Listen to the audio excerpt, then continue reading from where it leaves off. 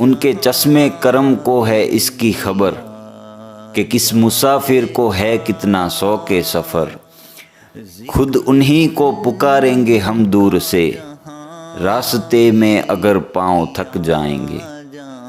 اس technology بھرے دور میں 21ویں صدی میں پہلا ایسا انسان جس نے اللہ اور اس کے رسول حضرت محمد مصطفیٰ صلی اللہ علیہ وسلم پر سچے ایمان و عقیدت کے ساتھ اپنے گھر سے مکہ اور مدینہ پیدل حج پر جانے کا ارادہ کیا، ایک قابل تعریف جذبے کے ساتھ پیدل نکلنے والے اس نوجوان کا نام لگ بھگ سبھی لوگوں نے سنا ہوگا۔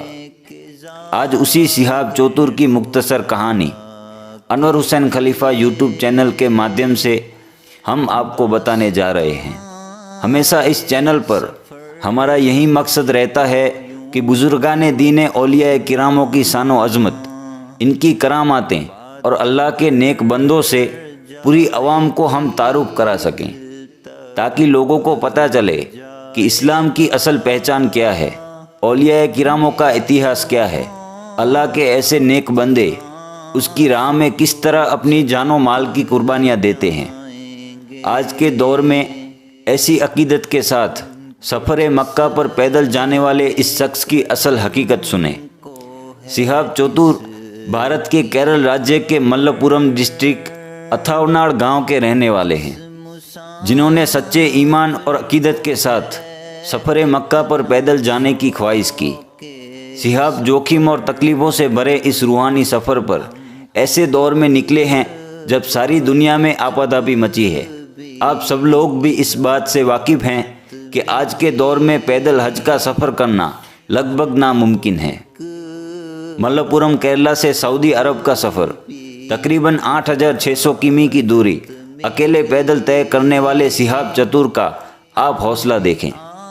ایروپلین اور جہاز جیسے سادن کیرل سمندری راستے سے سیدھا سعودی عرب تک جا سکتے ہیں، لیکن آپ جان کر حیران ہوں گے کہ پیدل اس سفر کو طے کرنے کے لیے شہاب چتور کو بھارت سے پاکستان، پاکستان سے ایران، ایران سے عراق، عراق سے کویت اور کویت سے ہوتے ہوئے سعودی عربیہ تک جانا ہوگا، جو کہ لگ بھگ 8600 کمی کا راستہ ہے۔ شہاب خود کہتے ہیں کہ انہیں اس سفر کے بارے میں صرف سوچنے کے لیے 1 سال لگا۔ جب ان سے بات کی گئی تو ان کا یہ کہنا ہوا کہ کسی سفر کے لیے پلاننگ کرنا، راستے میں کیا رکاوٹیں آئیں گی، کیا ضرورتیں ہیں، ان سب سے ہٹ کر آپ کو صرف یہ سوچنا چاہیے کہ آپ کا مقصد کیا ہے۔ بس اسی بات پہ انہوں نے اپنا مقصد دیکھتے ہوئے 2023 کے حج میں شامل ہونے کا ارادہ کیا۔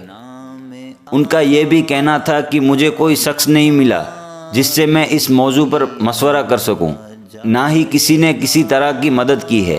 مجھے کچھ بھی معلوم نہیں تھا کہ کس کس راستے سے ہو کر جانا ہے، الگ الگ دیشوں میں، راجیہ میں جانے کے لیے کیا کیا ضرورتیں ہیں۔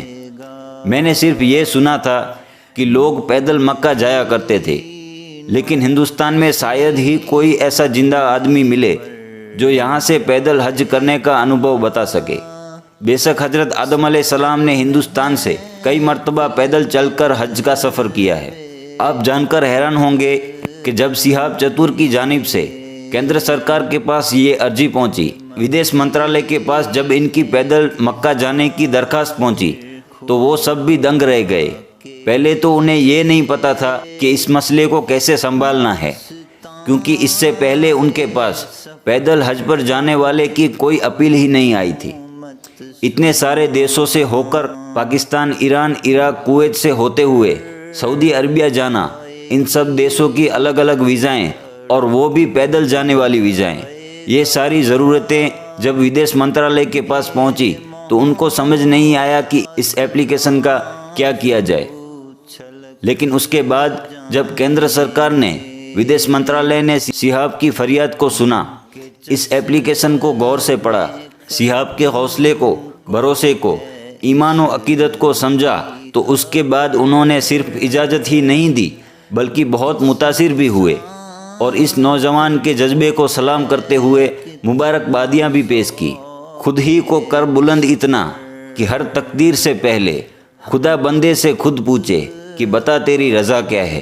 سب نے صحاب کی حوصلہ افزائی کی، ان کے گھر والوں نے، شہر والوں نے، سرکار نے بھی ان سے کہا کہ آپ اس سفر مکہ پر ضرور جائیں، یہ ہم چاہتے ہیں، ہماری شبھ کامنائیں آپ کے ساتھ ہیں۔ حج کے لیے پیدل نکلے صحاب کا مالابار میں کئی جگہوں پر استقبال کیا گیا۔ سینکڑوں لوگوں نے اپنی دعاؤں سے، اپنی محبتوں سے نوازا۔ اس سفر مکہ پر صحاب ہر روز کم سے کم 25 کمی دوری طے کرنے کے ارادے سے نکلے اور اپنے ساتھ ہلکا سامان لے جانا پسند کیا تاکہ سفر میں کوئی دشواری نہ ہو۔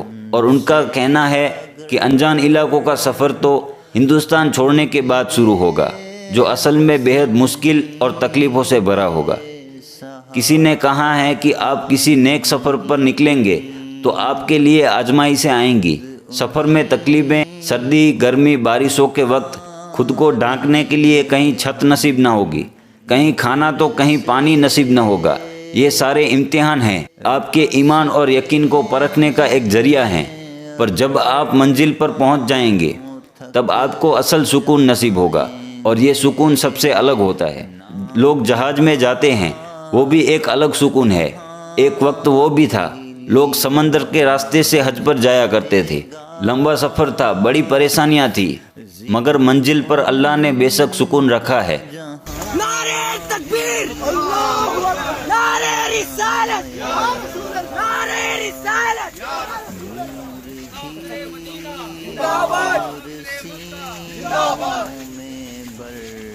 بے شک نیک سفر کی منزل پر اللہ کی رضا شامل ہے، ڈھیروں نیکیاں اور عبادتیں ہیں، مگر منزل سے پرے سفر کا مزہ بھی اپنی جگہ بہت بہترین اور لذت مند ہوتا ہے۔ قریب 46 دن پہلے اپنے گھر سے نکلے صحاب چتور کا سفر مکہ کی جانب جاری ہے، جو اس وقت گوا، مہاراشٹر سے ہوتے ہوئے گجرات کے پاس پہنچ چکے ہیں۔ صحاب یہ مان کے نکلے ہیں کہ 2023 میں آج سے ٹھیک 1 سال بعد وہ خود مکہ پہنچ جائیں گے۔ جب وہاں اگلے سال کا حج شروع ہونے والا ہوگا تو صحاب اللہ کے حکم سے اس حج میں شامل ہو جائیں گے۔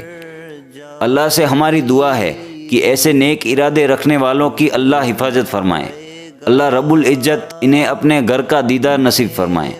اس راہ خدا پر جذبہ ایمان کے ساتھ بلند حوصلہ رکھنے والے اس نوجوان صحاب چتور کو سلام، مسافر مکہ، مسافر مدینہ کو سلام۔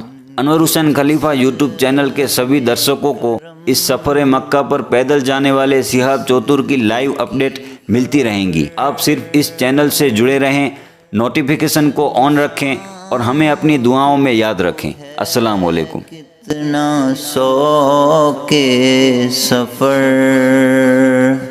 ان کے چشمِ کرم کو ہے اس کی خبر،